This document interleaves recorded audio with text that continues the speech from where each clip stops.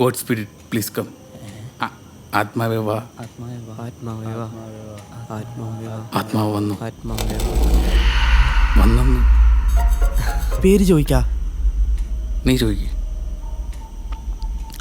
ആത്മാവിന്റെ പേരെന്താ?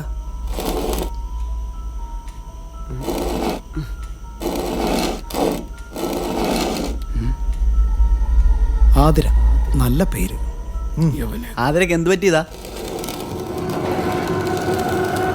ഇടാ, ഇങ്ങനത്തെ ചോദ്യങ്ങൾ ചോദിക്കല് പണി കിട്ടുള്ള കാര്യം പറഞ്ഞിട്ടുണ്ട്. എന്നാ ആതിരക്ക് ഏറ്റവും ഇഷ്ടമുള്ള എന്താ?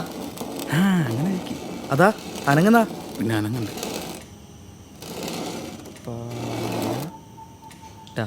പാല. ഉയ്യോ, പാല മരമൊന്നല്ലേ ഉദ്ദേശിച്ചേ?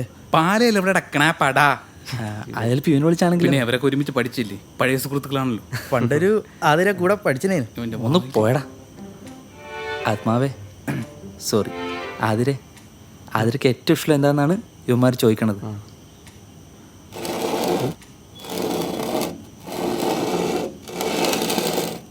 സന്ധ്യ. ഓള് പേര് മാറ്റി. എടാ മണ്ട, സദ്യ എന്നറ വായിക്കാം. വിദ്യാഭ്യാസമുള്ള പ്രേതവും. ഡബിൾ ഹോഴ്സ് സദ്യ പാലട. ആർത്തിമൂത്ത ആത്മാവേതായിരിക്കും. ഇടാ, നിന്റെ മണ്ട അടിച്ചിട്ടുള്ള കാര്യം പറഞ്ഞിട്ടുണ്ട്. ഡബിൾ ഹോഴ്സ് സദ്യ പാലട. ആതിര അതാ ഉദ്ദേശിച്ചത്. അതൊക്കെ ഉണ്ടാക്കല് വലിയ മെനക്കേടാണപ്പാ. അതല്ല, ഉണ്ടാക്കാനൊക്കെ കുറച്ച് പാടല്ലേ എന്നാണ് ഞാൻ ഉദ്ദേശിച്ചത്. ആദരിച്ചി. ശരിയാടാ, എനിക്കറിയാം. 15 മിനിറ്റ് മതി സദ്യ പാലട പായസം ഉണ്ടാക്കാൻ.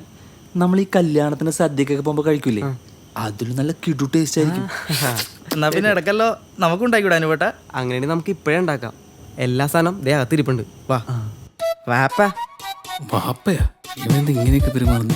സദ്യ പാലട പായസം കഴിക്കാൻ ഇനി സദ്യക്ക് കാത്തിരിക്കണ്ട. ഡബിൾ ഹോസ് ഇൻസ്റ്റന്റ് സദ്യ പാലട മിക്സ്. ഇനി 15 മിനിറ്റ് കൊണ്ട് ഒരു അത്യുഗ്രൻ സദ്യ പാലട പായസം ഈസിയായി ഉണ്ടാക്കാം. നല്ല ടേസ്റ്റ് ഉണ്ട്. ഡബിൾ ഹോസ് സദ്യ പാലട പായസത്തിൽ പ്രഥമൻ.